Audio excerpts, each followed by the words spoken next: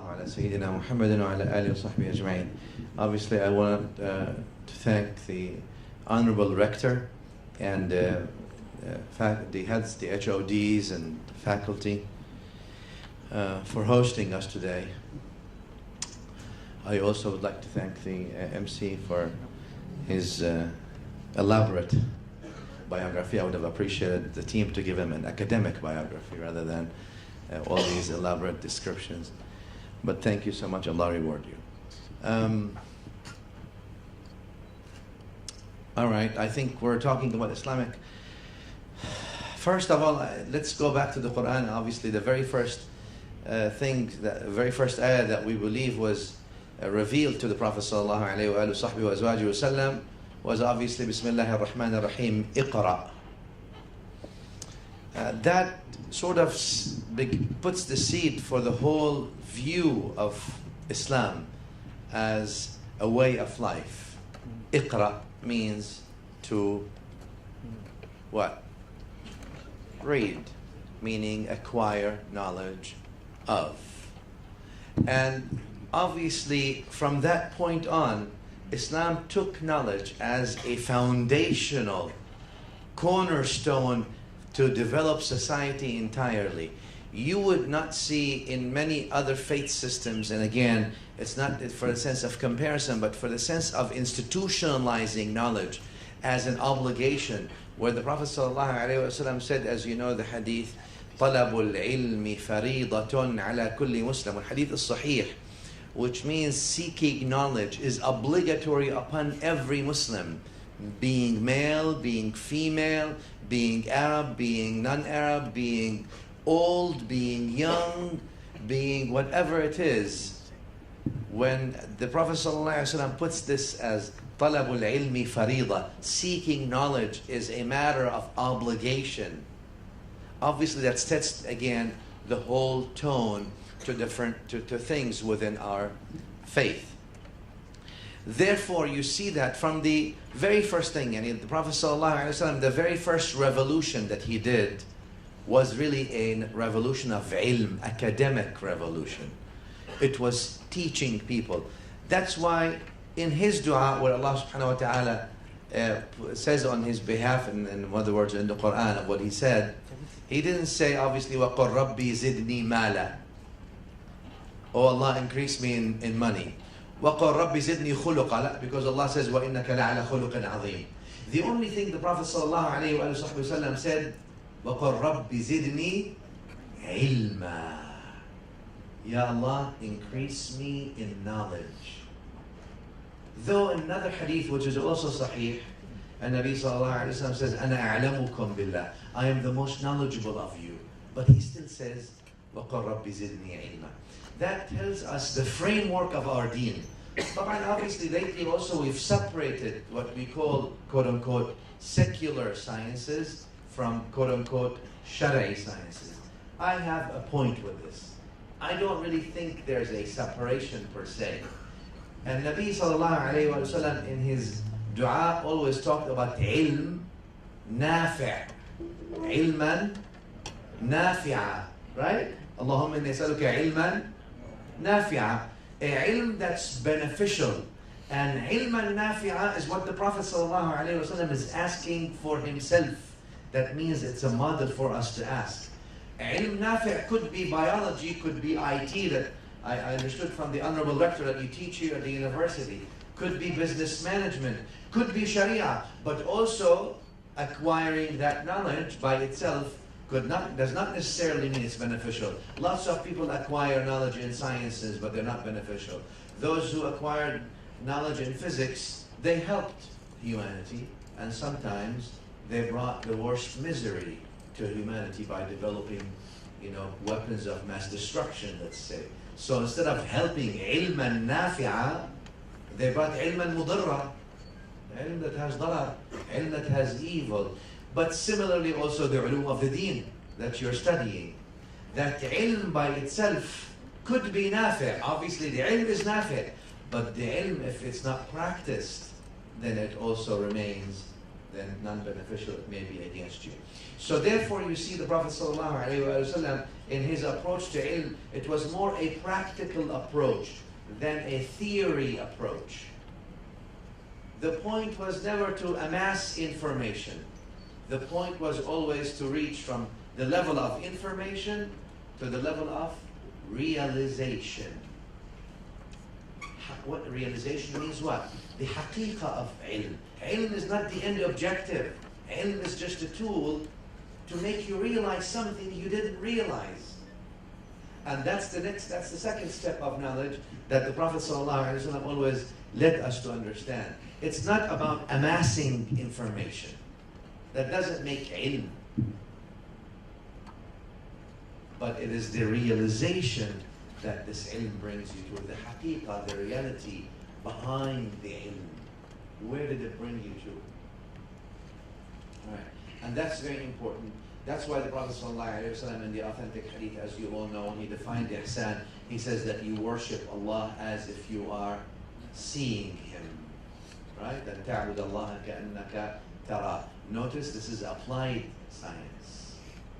That you worship means you got information, but now as if you're seeing Him, subhanahu wa ta'ala. So it's not just information. You've put that information in a transformative way that now you have a realization of where you are. Today, obviously, we have issues with the knowledge in a sense of there's a wide crisis in confidence in knowledge, especially when we talk about the academic or shari'i ulum. The confidence.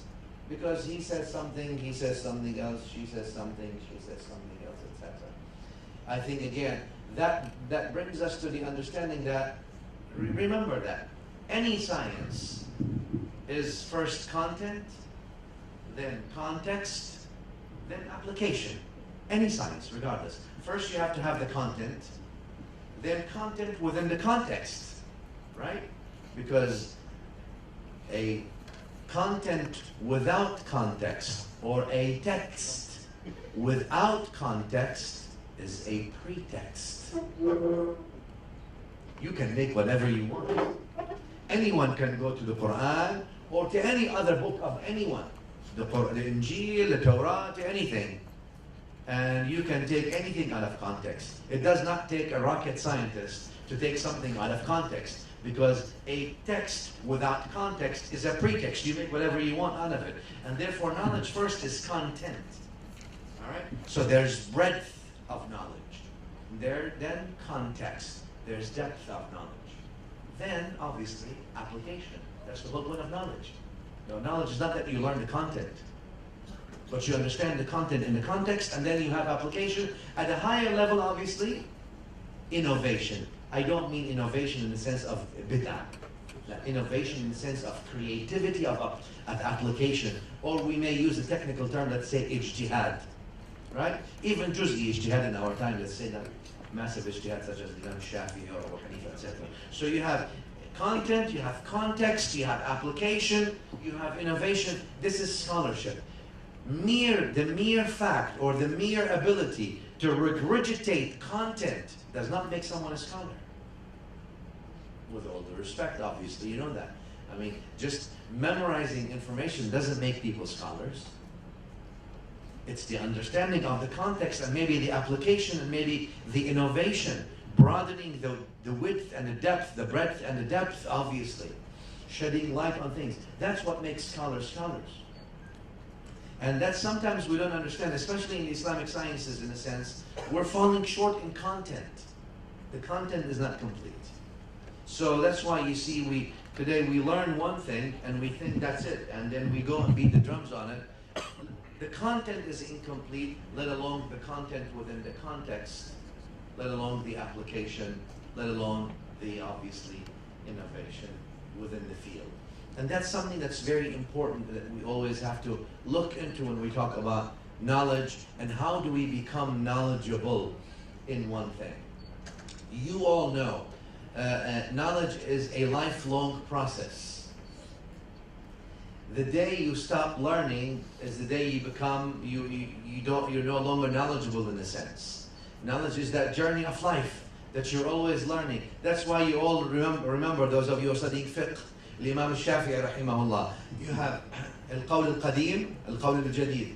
The old madhab in Iraq, the new madhab in Egypt, right? So you've got general, at least, in one area. Why do you think change?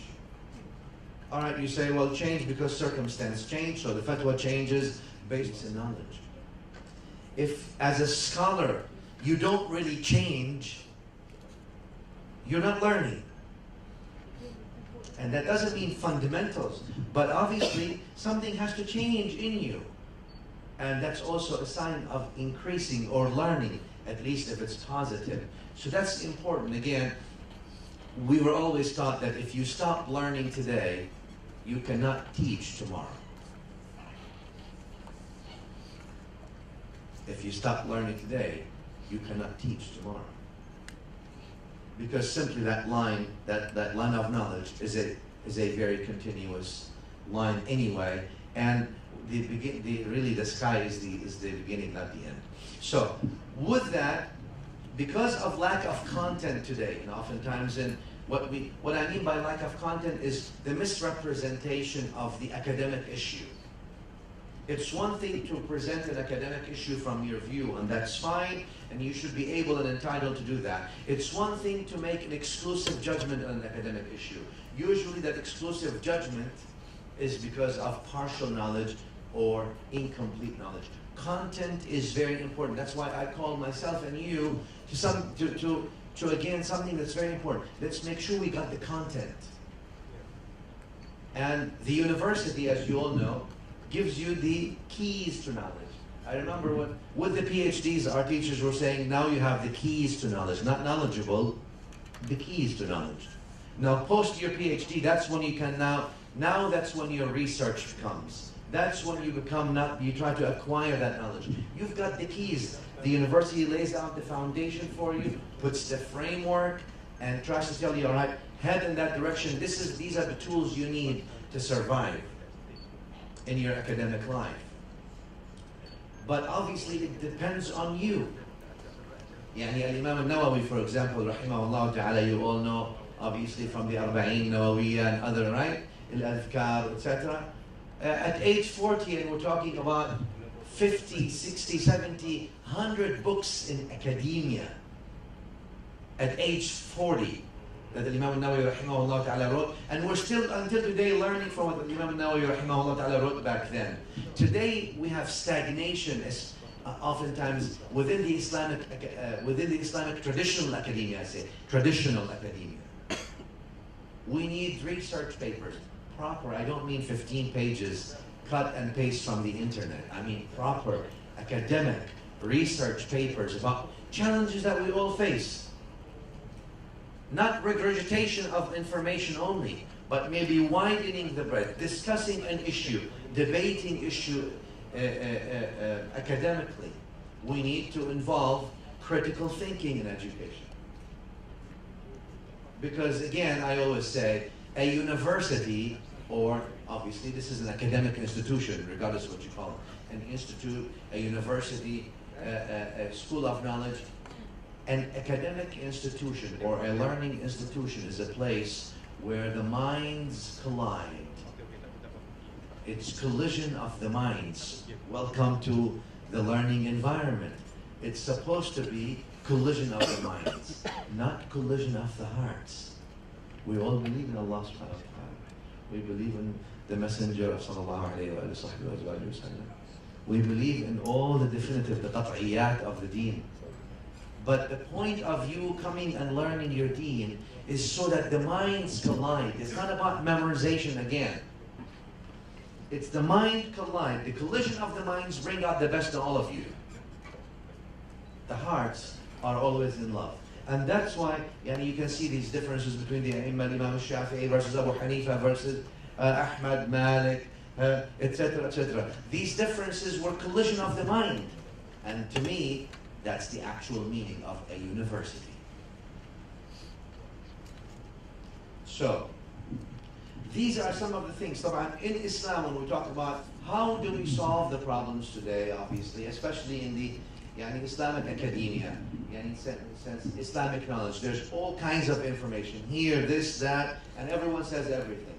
Again, going back to mastering the content, and then within the context, and obviously the application of it. Surely today it's a matter of specialty, but together we can make it. Together as a team, all of us, we can actually respond to the challenge.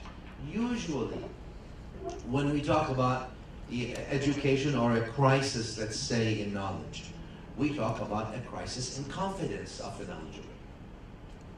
Are you really giving me full disclosure of everything?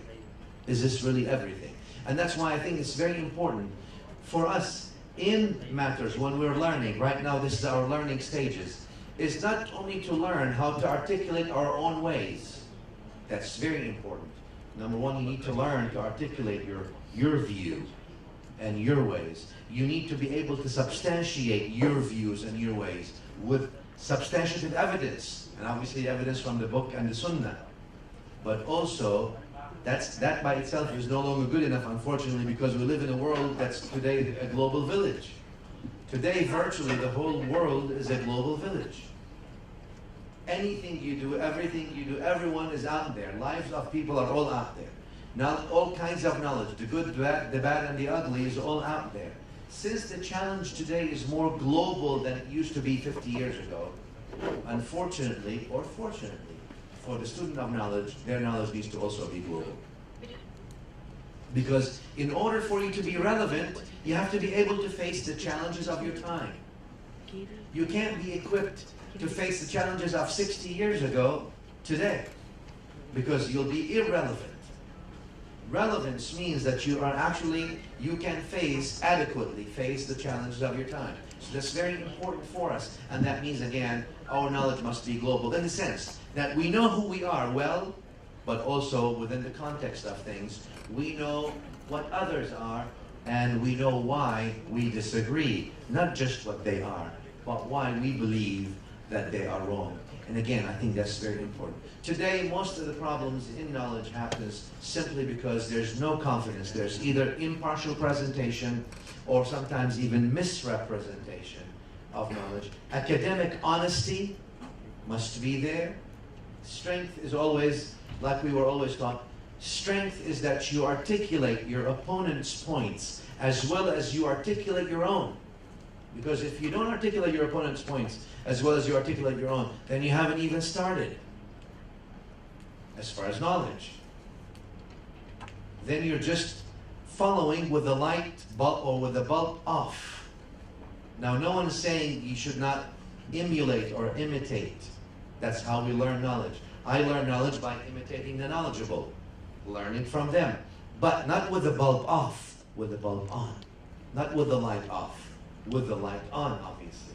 And that's very important. So emulation is that's the gradual approach to knowledge that you need. But the light on is so you can understand the context of it. You're not merely repeating or regurgitating info that you just learned and you didn't even process on an intellectual basis. You just processed on a memorization basis. And that's the difference again. Among also the issues in the challenges we face today when it comes to Islamic knowledge. In the old days, and you probably know, all of you know that, when we talk about whether here in Malaysia or other parts of the Muslim world, the people that used to go and study Islamic studies were who? The cream of the crop. That means what? Those are the people that actually, whatever their language was, whether they were, Malay, whether they were Indians, whether they were, whatever they were, they spoke multiple languages. Number one, they understood. Those were the people that were multilingual, not just bilingual. They were multilinguals. Those are the people usually that were well-traveled. Those were the people that knew the world. That's why we call them alim. The word alim in the Arabic language has a connotation of alam. Alam means what? The world. So alim really meant a person who knew the world. That's the whole point. Surely, okay, that's an absolutist in a sense. Nothing is that absolute. But that's the point. The point is that you have that well-rounded education, that you're talking about the world. You're not just talking about, one thing. That doesn't make you alim per se. And that's, again, one of the challenges today that we have to have, that we have to understand, and we have to look into these things.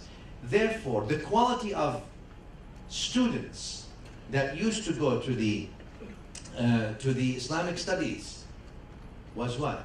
Was the students who want to engulf the world. They want to have the world in their heart and mind. Right? Thank you so much. Thank you. So that's very important in the sense. What do you require for Islamic studies? Obviously, like any other studies, you require that passion for knowledge. Passion for Islamic studies. There has to be passion.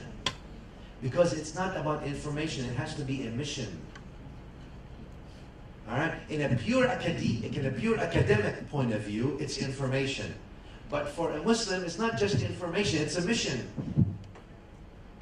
Because number one, the information must turn into realization, and the realization must turn into what? Into that transformation of you. You're transformed yourself, and you're transforming others. That's the whole point. If you're not transformed yourself, that information is useless then. On a practical level. It didn't help you, so therefore it cannot help others. If you're not helped by it, how can you help others? Alright? So, فَاقِدُ الشَّيْءِ لَا يُعْطِي. Right, like they say in the Arabic language. If you don't have something, you can't give it. If you don't have it yourself, you can't give it. And that's very important. Alright, so first of all, the passion. The passion for you to study Islamic studies. You're coming to this university, very great, very nice. The passion. And the passion makes you do things. And go beyond the call of duty. And go beyond the requirement of the university. Because you want to be changed yourself, and you passion towards Islamic studies. Maybe Islamic studies are not for you. Or maybe you need to do something to rekindle that flame of knowledge within your heart. Number one, obviously, I don't want to go and substantiate why you should do that from an Islamic perspective, right? I don't want to do, because you already, all of you, mashallah, are scholars, so you know these things. من سلك طريقا يلتمس فيه علما حديث صحيح في مسلم والترمذي others, right? Whoever seeks a path to acquire knowledge, and Nabi sallallahu alayhi wa sallam says, Allah will facilitate for him or her a way to Jannah because of that. Right? Hadith al-Tirmidhi, as you all know also, that even the whales and the fish in the oceans, they make istighfar for those people who are seeking knowledge. And they lowered, and the malaika lowered their wings for those. Those are all authentic narratives. So I mean, I know you already know these things. You talk about them in your classrooms. I'm not going to try to repeat all that stuff, but you know why you need to have passion for knowledge. طبعا Allah subhanahu wa ta'ala himself في القرآن الكريم said, بسم الله الرحمن الرحيم يرفع الله الذين آمنوا منكم والذين أوتوا العلم درجات. Allah raises those who آمنوا وأوتوا العلم. Those who have been acquired knowledge, Allah raises them. That's what Allah says in another ayah. قل هل يستوي الذين يعلمون والذين لا يعلمون? Are they equal? Those who know and those who do not know? Not equal. So, the passion for that is very important. You have to have a passion for acquiring knowledge. Number one. Number two, underachievers, Islamic studies is not for you.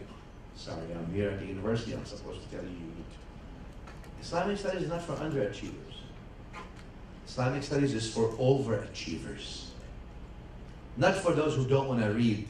If you don't understand the concept of the first ayah, iqra, then there's a problem. That means read. Islamic studies is exactly for the overachievers. Why? Because with Islamic studies, obviously the university is teaching you to do what?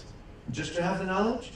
It's teaching you to equip you, to arm you with the qualifications you need outside of the walls of the university to be an effective member in calling, again, transforming yourself and transforming others, and positively contribute to your community, and positively contribute to your society, and positively contribute to your nation, and positively contribute to the world.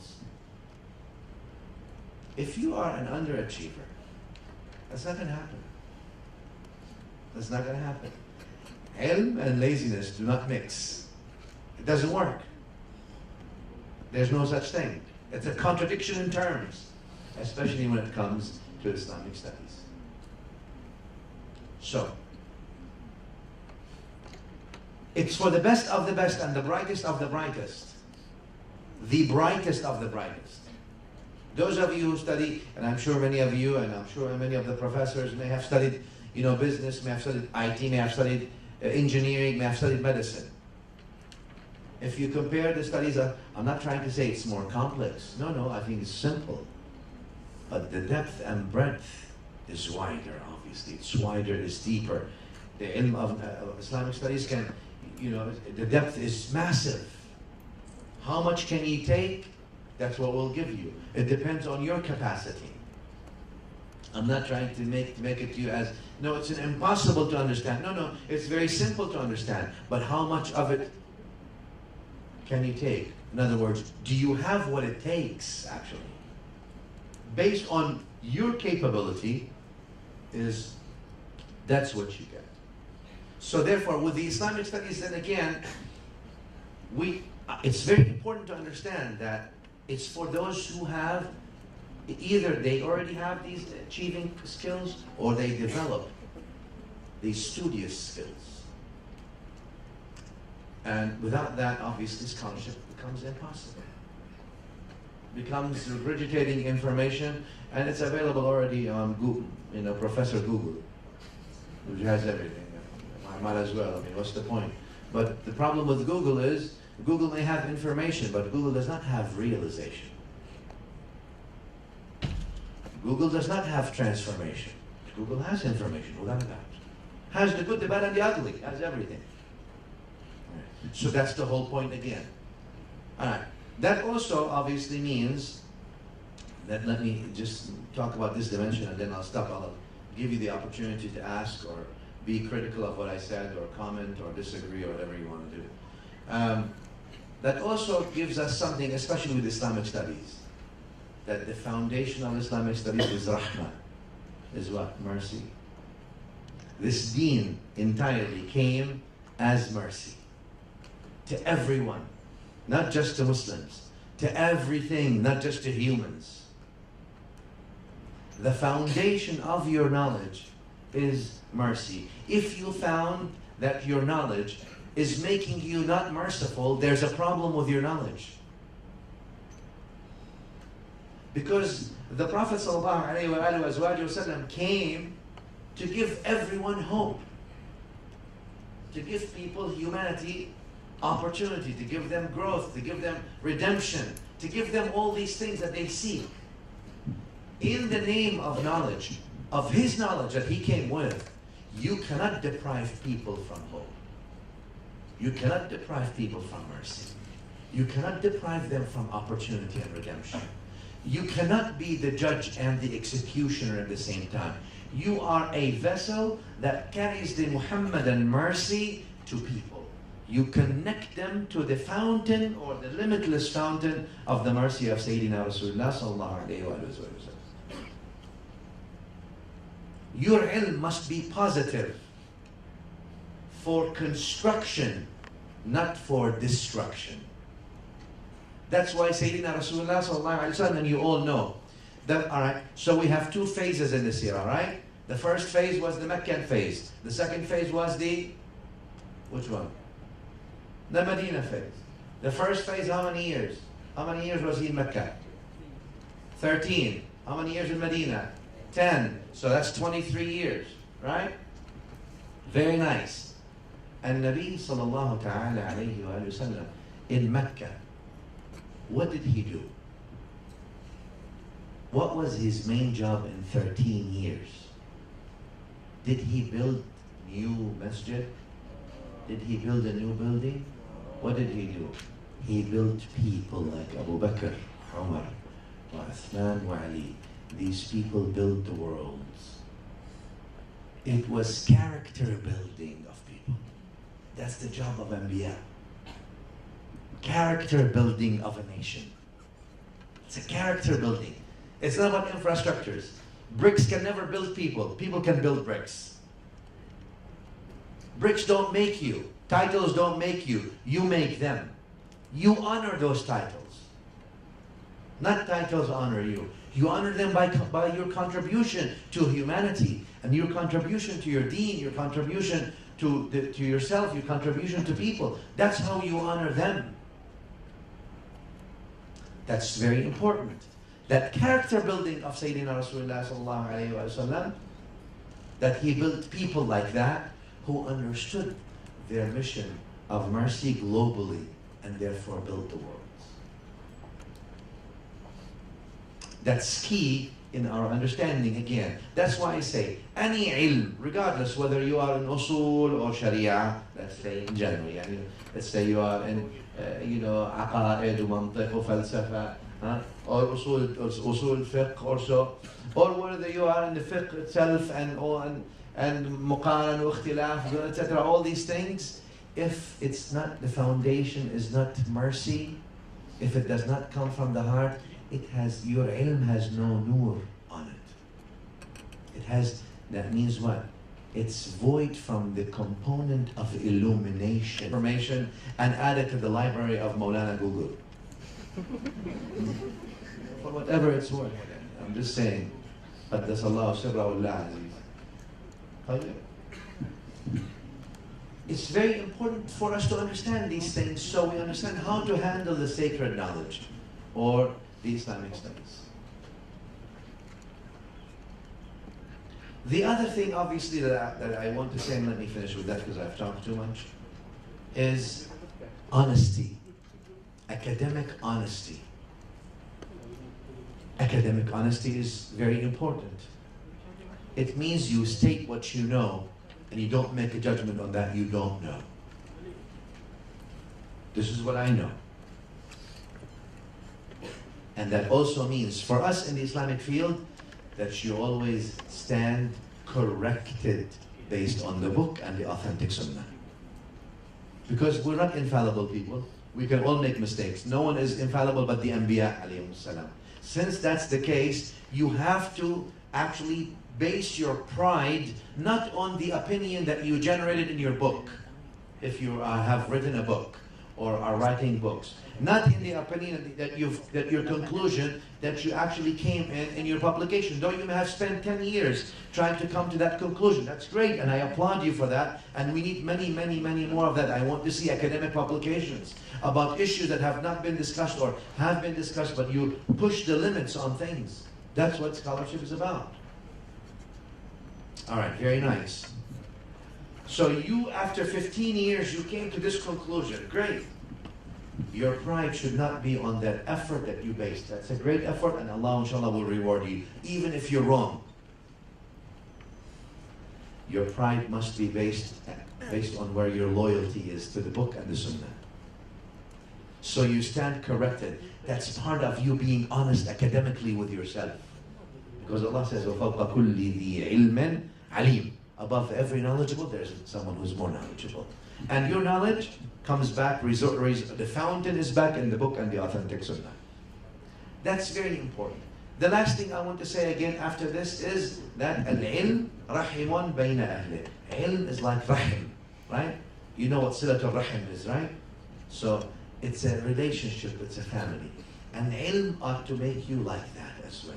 Ilm is rahim between you, between each other. Like I said, the university is a place for the collision of the minds, but never the collision of the hearts. You can passionately disagree with anyone and everyone, but let it be collision of the minds, not collision of the hearts. If it is collision of the hearts, then the mind is small. Small minds have collision of the hearts. Big minds can take in and capacitate, no problem. They're capacitated with these things. Small minds is when they disagree, it becomes a collision of the hearts. But big minds can take that. Let the university and your learning experience be collision of the minds. In fact, I encourage you to have collision of the minds based on academic basis, obviously. Not disagree for the reason to disagree. That's not academic honesty. Disagreeing for the purpose to disagree, that's not honesty.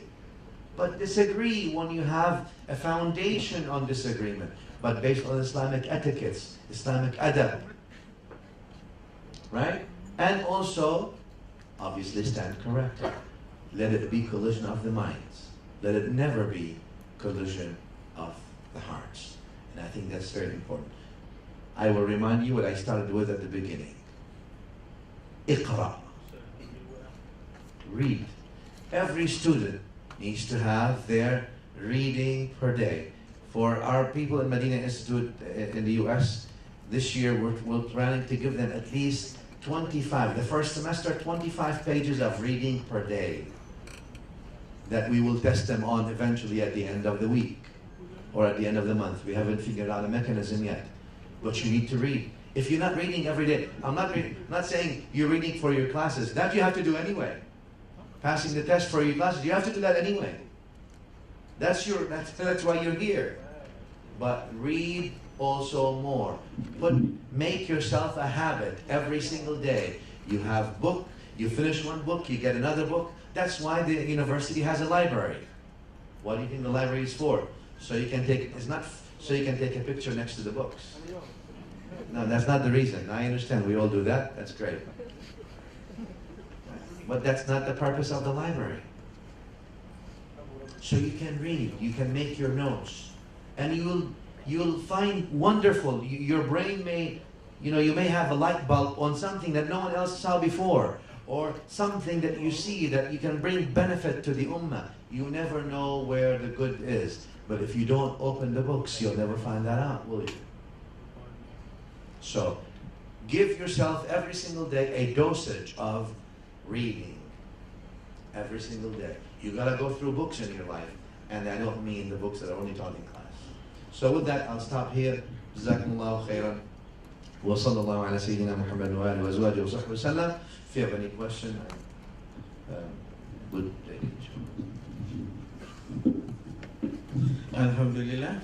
What a great talk on Islamic education, solution to modern crisis of humankind. We have learned about the importance of Islamic education in real world and how it can change the world we're living now to the more peace and sustain, and more important is the balance between religion and the needs of the modern world. Now I would like to open question and answer session from the members of the floor. If anyone have any questions, so you could raise up your hand.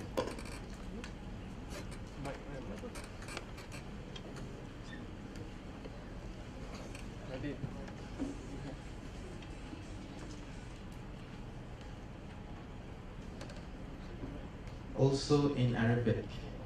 You may speak in Arabic and English. Assalamualaikum warahmatullahi wabarakatuh. My name is Muhammad Izan Azan from Islamic Studies, Semester 3. I want to ask you, sir, about LGBT in Islam. How to be solution this problem? LGBT. LGBT issues. How to solve the issues in Islam modern world. Bismillah, alhamdulillah, sallallahu ala sayyidina Muhammad wa alihi. Islam is no different in this aspect from the other Abrahamic faith systems.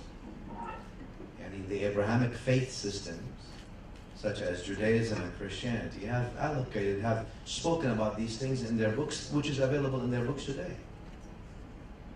In fact, so Islam, in fact, we don't have incriminating justice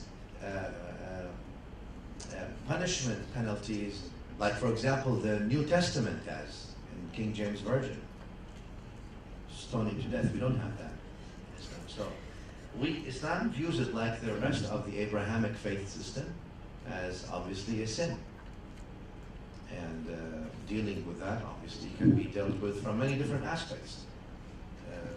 Islam obviously spoke about the importance of the functionality of the unit as a family, family as a unit, family being that unit that's important. That's why Islam talked about family, talked about early marriage, Now, don't mean early marriage, I'm talking early, reasonable early, adulthood obviously.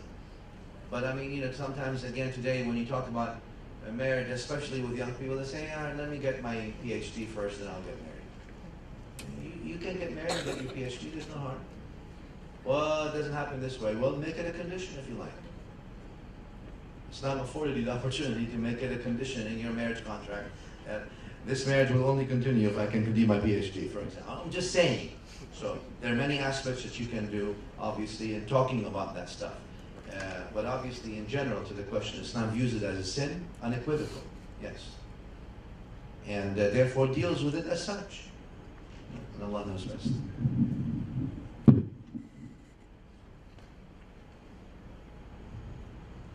Any more questions?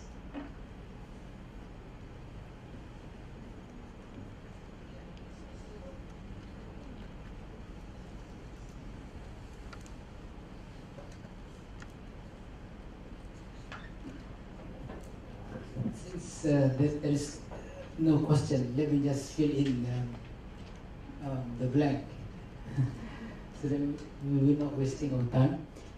You were talking about, by the way, this is a very enlightening speech.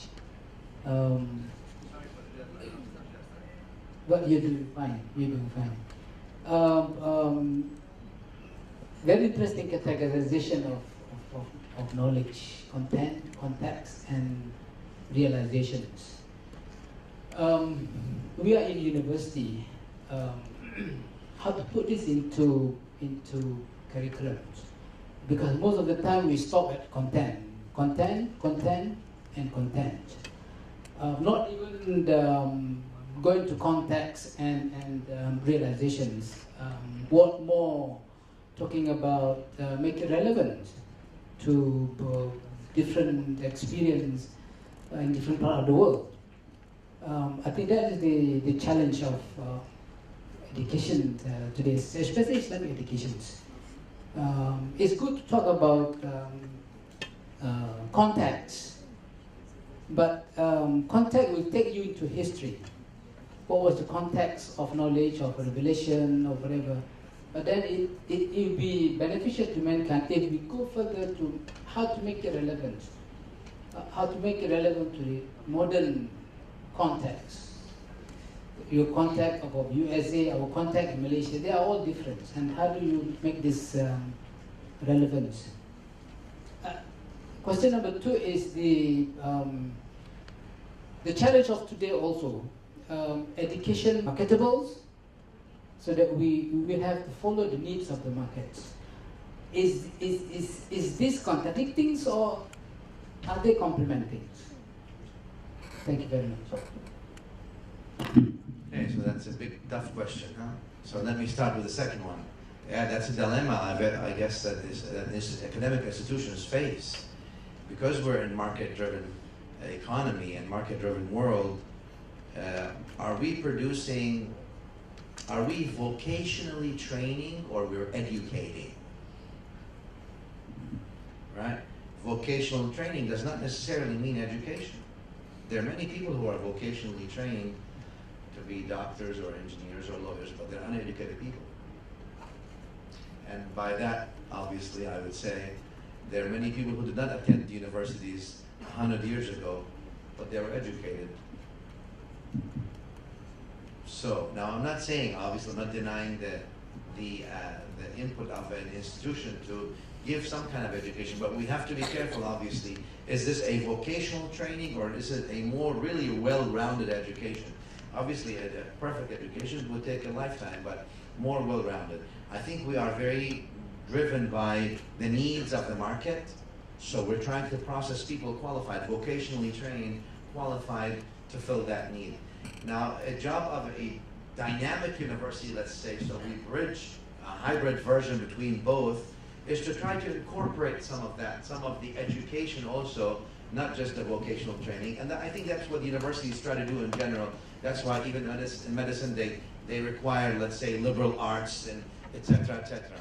Maybe in an Islamic university, I think we need to have and I'm sure you do in one way or another, a curriculum, even for those who want to study engineering or they want to study business or IT, that they need to go through basic level of understanding what aqidah is, what fiqh is, what ihsan or tazkiyah is, these things, so they understand, at least, especially coming from an Islamic university. I think that's key.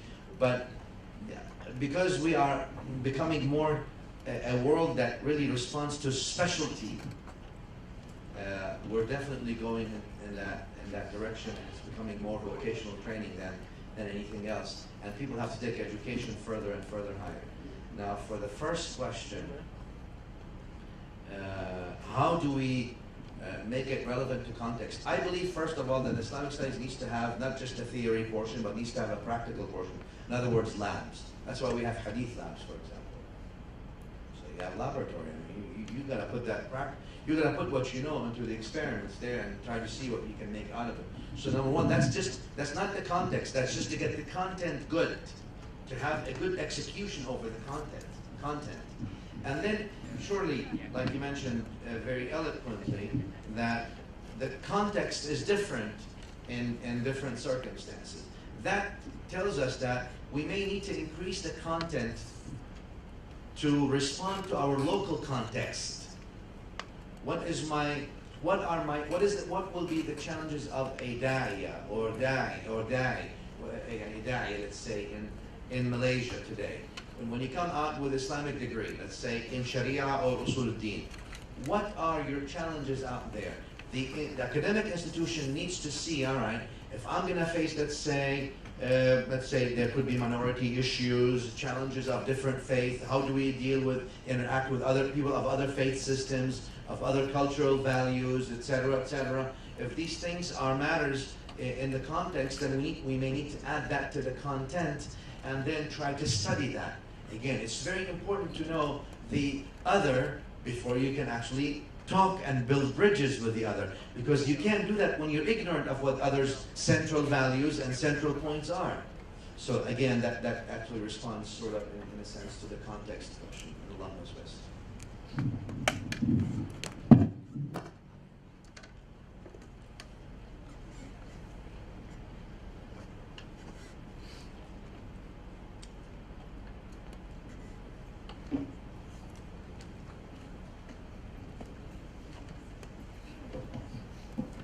Assalamualaikum. My name is Hakim, and I'm from Syariah Islamiyah. I have two questions. First, just now you have mentioned about if our heart have collision, our mind is small. Right. So nowadays, this our issue, a big issue nowadays. Also in our college, in our society, in our world, have a collision of heart, have fighting about each other. About scholar, about mazhab, about akidah buruk, Asy'ariyah, Salafiyah, whatsoever. And it's a big issue nowadays. And how to solve this problem, this collision of our heart? This is my first question. Second, how to increase our people interest to knowledge and read. Our people nowadays lack of interest to read. So this two questions. Thank you. Obviously, to the second question, let me try to answer this because I remember it better. You need to have mechanisms and you need to be innovative. I mean innovative not as a bid'ah, right? Innovative. I'm just careful to say that so you don't say I'm right. You need to be innovative in things like that. Whether to hold, study circles about a book. Let's say tomorrow. We're all going to read, over the next month, we'll read Risala by Imam Shafi'i, for example, right? Even if it's not muqarrar, it's not part of the university. Let's just read it. It's a nice usuli book. Imam Shafi'i is the founder of Al-Usul. So let's read the Risala and let's discuss it within students, even if it's not part of your university. We need to do that on personal, social basis. And I'm not saying, you go to the coffee shop, you drink some coffee or you drink some tea if you like. You don't like coffee. And you talk about the Risala. It's okay. What I'm saying is we need to sort of develop techniques as young people of reading and discussing within ourselves. And then you know what? The beauty is that you're still at the university. You can always go to your teachers and say, hey, doctor, sheikh, professor, ustad, what does this mean? I was reading Imam Shafi'i's thing and this thing came to my mind. I don't understand it. You have access to knowledge.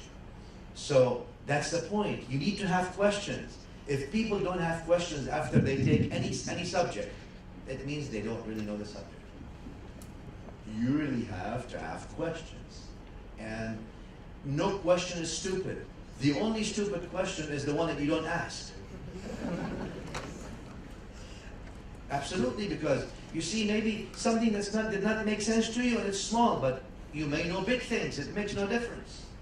You all have been there. You've been looking for your keys for half an hour to the car, and then all of a sudden you find them in the other hand. I mean, so we're human beings. All right. So get used to that. Whatever you need to do, be innovative. Methodology, maybe you can make a competition on a university or student level. The student association can make competition on who reads one book, and then at the end of the month we make a competition, and a teacher or one of the lecturers can ask, maybe 10 questions or 5 questions. Whoever answers them really the way they're supposed to be gets something. It shows you these things are important to encourage people to study, to read, and not only you can't depend on the university to institutionalize these programs. I mean, I'm not saying universities should, but you also institutionalize them on a personal basis. That's important. To the first question, look.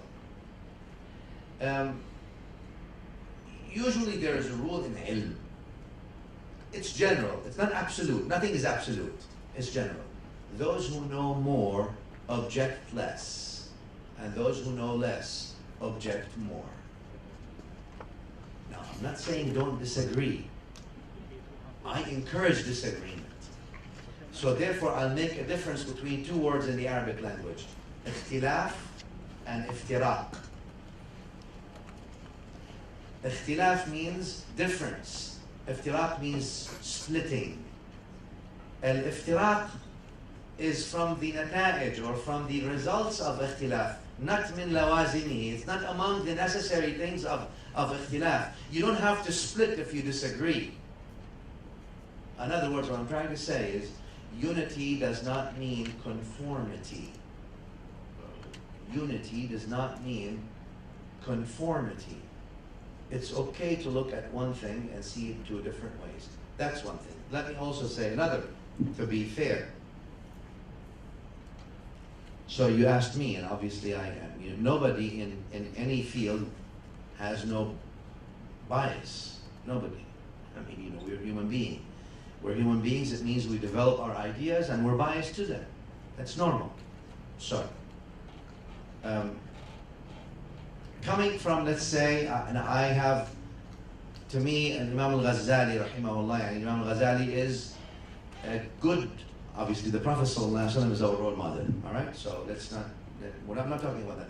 In a scholarship, as a scholarship module, I feel that Imam al-Ghazali, rahimahullah ta'ala, Abu Hamid, yani, represents moderation in many ways.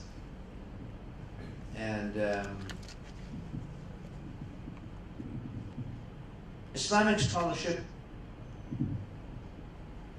looked at that. Moderation is important. Rigidness in scholarship is not important.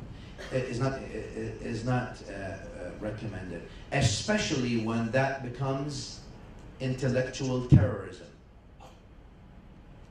What I mean by that is, what I mean by intellectual terrorism is if you come to an opinion and you want to demonize everyone who doesn't believe like you, and you want to confiscate their mind and their intellectual capacity, and that becomes intellectual terrorism. So, obviously you're asking me, and I have a biased opinion. Imam al-Ghazali, I believe, has a model of moderation to be looked at very critically and understand and try to emulate and follow, because he did not just take the ilm as information, but that's the purpose he went and wrote Ihya, spiritual. You see, they became just information, no transformation. There's a problem, because with information you're going to fight, because you're fighting about the dunya. It's accumulating information. With transformation, to be good with Allah and to be good with the people, there's no fight. I mean, you can be good. Who's going to fight with you about being good to people? Please be good to people. Who's going to fight with you about being good with Allah subhanahu wa ta'ala as good worshipper? Do qiyamul layl, do tahajjud, do the Quran every day, read two juz of the Quran, try to give da'wah bil hikmah wal maw'id al hasana. With these two conditions, you want to give da'wah with hikmah wal maw'id al hasana. No one's going to argue with this. But when you take some set of information and you want to argue with people, usually the fight is about the dunya, not about the akhirah. It's about territories, territorial, about name, about fame, about control, about these things. It's not really about the akhirah. The akhirah doesn't really get the hearts fighting. The akhirah gets the heart unifying, uniting, not fighting. But the dunya, obviously, separates the hearts of people. The akhirah never separates the heart of people. The akhirah may have the minds collide, but never the hearts.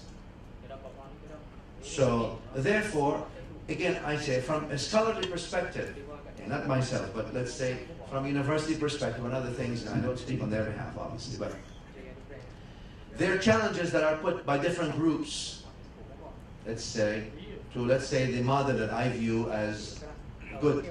Again, not saying it's the role model. The role model is Rasulullah sallallahu alayhi wa sallam. لَقَدْ كَانَ لَكُمْ فِي رَسُولِ اللَّهِ أُسْوَةٌ حَسَنَةٌ. But I believe, again, the moderation of Imam al-Ghazali is something to look at and consider very, very seriously. The challenges need to be addressed. There are challenges.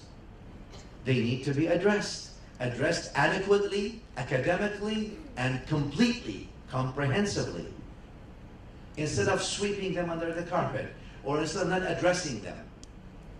I think that's one way. And again, like I said, I mean, if knowledge becomes, a point of terrorizing the other, it's a problem. That's not knowledge. And that's why we need some tazkiyah. Not some. We need a lot. That's why I said the Prophet ﷺ started with character building. You see? There was no salah yet, mandated yet. Zakah was not mandated yet in Mecca. Salah was mandated after Isra and Mi'raj. So before that, there was no salah mandated, made fard yet.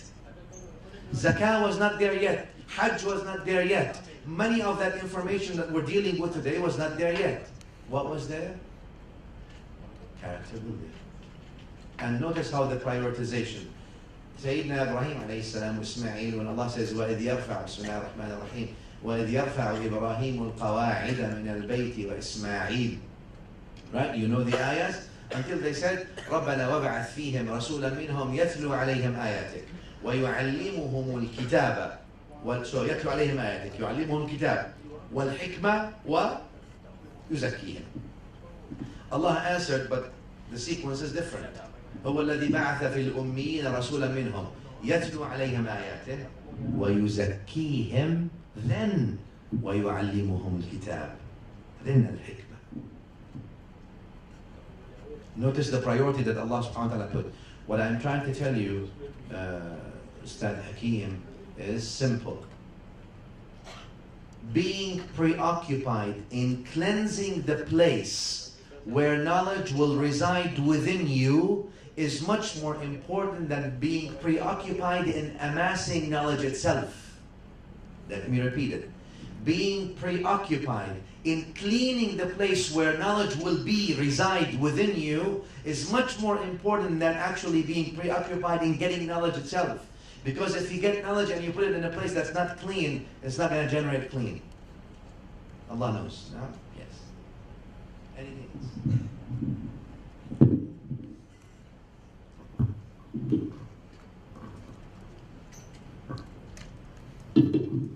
Assalamualaikum. My name is Atira, and my question is, what is your opinion about liberalization nowadays? Thank you. This will be the last question. So, I look at things obviously from an Islamic perspective. I mean, if you mean by liberalization to have freedom of expression, have freedom of expression, but don't have freedom of insult.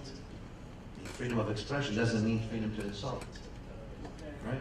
So is that you want to call this a liberal value? Call it whatever you like. I call it an Islamic value. Yani Sayyidina Umar radiallahu ta'ala anhu, for example, as you all know in the seerah, while he was the Khalifa of the Muslimin, a woman stands from the masses and tells him, you're wrong, argues with him, and he says, yeah, I'm wrong, you're right, no problem. So these values, the freedom of expression, freedom of thought, and all these things, that's guaranteed. Islam tells you you can have that, but it's not freedom to insult. So I look at it again always from these perspectives, and Allah knows best. Okay, thank you for all the questions asked. The thing I would like to commend for this intellectual discourse is the essence that we need to have, the essence that we need to get from the talk itself.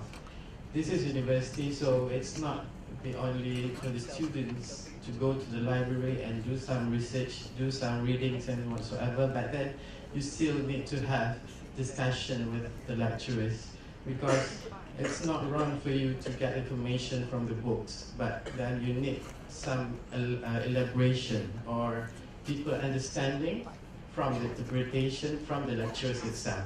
Okay, there we can see the rules for the lecturers, and there we can see and you can create your confidence in asking questions, or you can nurture yourself with the value of disagreement, and you can teach yourself how to discuss with someone, because that's the important thing while we studying. Okay? It's not that we just get the knowledge and whatsoever, but then we need to test the knowledge itself to show the understanding, and also for the lecturers also, it's not for the students only, and also for the staff and for everyone here. Okay, we can have so many values, good values that we can get from the talk itself. Okay, as a token of appreciation, we would like to give a small souvenir to Sheikh Dr. Al-Muhaddith Said Muhammad bin Yahya Al-Nawawi. For that, I would like to invite Yang Berbahagia Tan Sri Professor Nordin bin Kardi to present the gift to our honorable speaker.